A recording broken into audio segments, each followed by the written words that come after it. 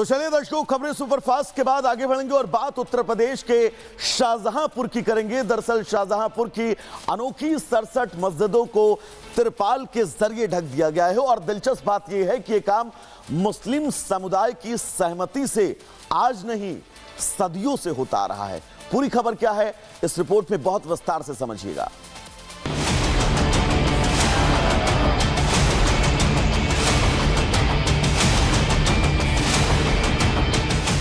के शाहजहांपुर में दुनिया की सबसे अनोखी जूते मार होली खेली जाती है। यहाँ जमकर हुड़दंग होता है। तो वही होली के दिन कोई बवाल ना हो, इसको लेकर पुलिस प्रशासन भी पूरी तरह से मुस्तैद नजर आ रही है। होली से पहले शाहजहांपुर की लगभग 67 मस्जिदों और मजारों को तिरपाल से ढक दिया गया है ताकि कोई मस्जिदों पर रंग न डाल सके और माहौल को खराब न कर सके। वही मस्जिदों के बाहर सुरक्षा व्यवस्था को भी बढ़ा दिया गया है।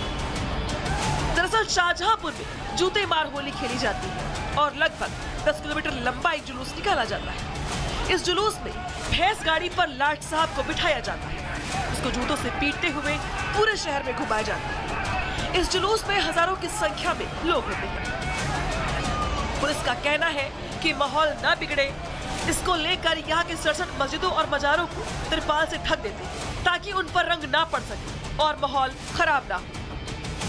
देखिए, दो मुख्य जुलूस निकलते हैं, छोटे लाट साहब के और बड़े लाट साहब के। इन दोनों जुलूसों का जो रूट है, उस पूरे रूट को जोन, सेक्टर, सब सेक्टर और स्टैटिक मजिस्ट्रेटों में बांट करके तैनातियां की गई हैं। पुलिस की ड्यूटियां लगाई गई हैं, रूफ टॉप ड्यूटियां लगाई गई हैं। उनके साथ वीडियो कैमरे हैं, सीसीटीवी कैमरे चलेंगे। साथ ही साथ ड्रोन के द्वारा भी अभी से फोटोग्राफी वीडियोग्राफी दोनों कराई जा रही है और इसको पूरी तरह से शांतिपूर्ण तरीके से करने की कार्रवाई की जा रही है।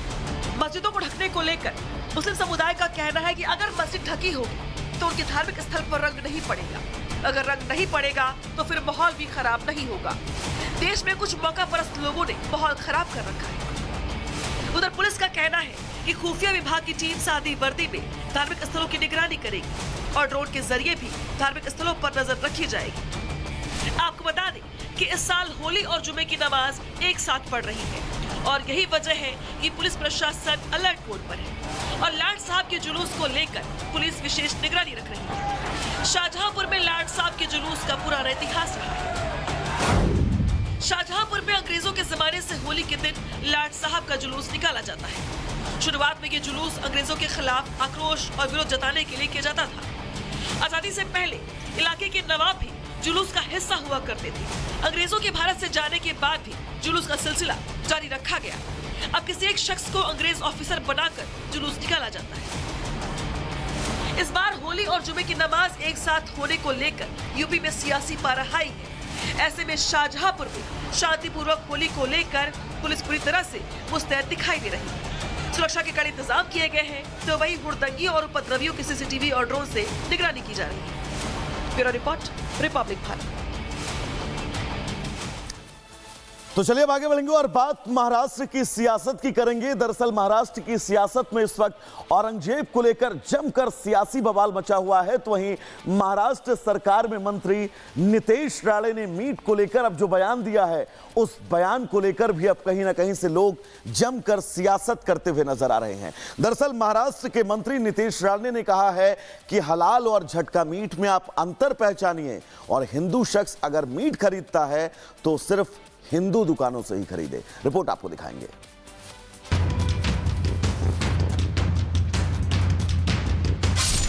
अपने बयानों से अक्सर सुर्खियों में रहने वाले महाराष्ट्र सरकार के मंत्री नितेश राणे एक बार फिर सुर्खियों में हैं। नितेश राणे ने अब महाराष्ट्र में हलाल मीट के सामने झटका मीट ऐप लॉन्च की है और नितेश राणे ने हिंदुओं से अपील की है कि महाराष्ट्र के सभी हिंदू मल्हार सर्टिफाइड झटका मीट ही खरीदें। हिंदुओं को मिलावट से बचाने के लिए ये कदम उठाया गया है और मल्हार सर्टिफिकेशन के जरिए अब हिंदुओं को उनके अधिकार का मांस उपलब्ध होगा, जहां 100% हिंदुओं की भागीदारी रहेगी और मांस बेचने वाला व्यक्ति भी हिंदू होगा।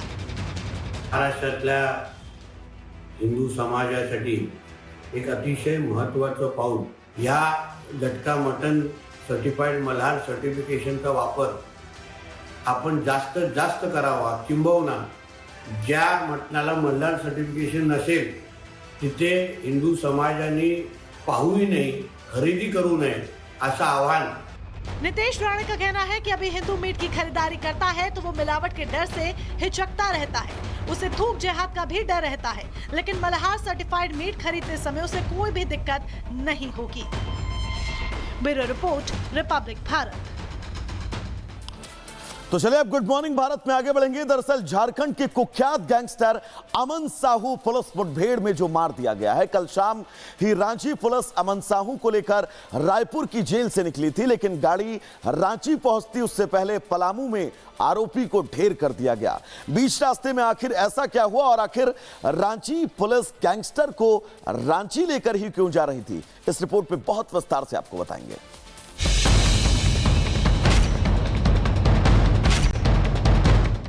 तस्वीरों में नजर आ रहा ये पतला दुबला सा युवक झारखंड का मोस्ट वांटेड अमन साहू है।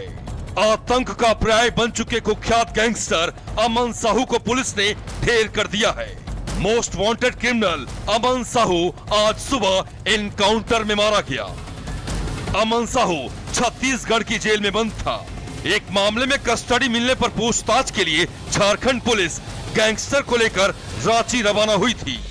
देखिए रायपुर की केंद्रीय जेल से अमन साहू को रिमांड पर लेकर रात करीब 8 बजे रांची पुलिस रवाना हुई। लेकिन जैसे ही पुलिस की गाड़ी पलामू के चैनपुर इलाके में पहुंची, गाड़ी दुर्घटनाग्रस्त होकर पलट गई। मौके का फायदा उठाते हुए गैंगस्टर अमन साहू ने पुलिस की पिस्तौल छीन ली और फायरिंग करते हुए भागने की कोशिश करने लगा, लेकिन पुलिस ने तत्परता दिखाते हुए जवाबी फायरिंग कर दी।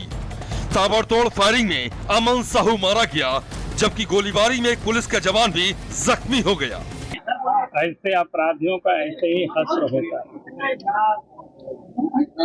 कि जब कोई भी अपराधी अगर पुलिस के ऊपर गोली चलाएंगे तो पुलिस तो चुपचाप यूं ही नहीं रहेगा, पुलिस भी गोली चलाएगी, और इसलिए इस प्रकार के अपराधियों का यही हश्र होता है। मुझको भी पत्रकार या मीडिया के माध्यम से यह सूचना मिली है कि अमन साहू एक एनकाउंटर में मारे गए हैं।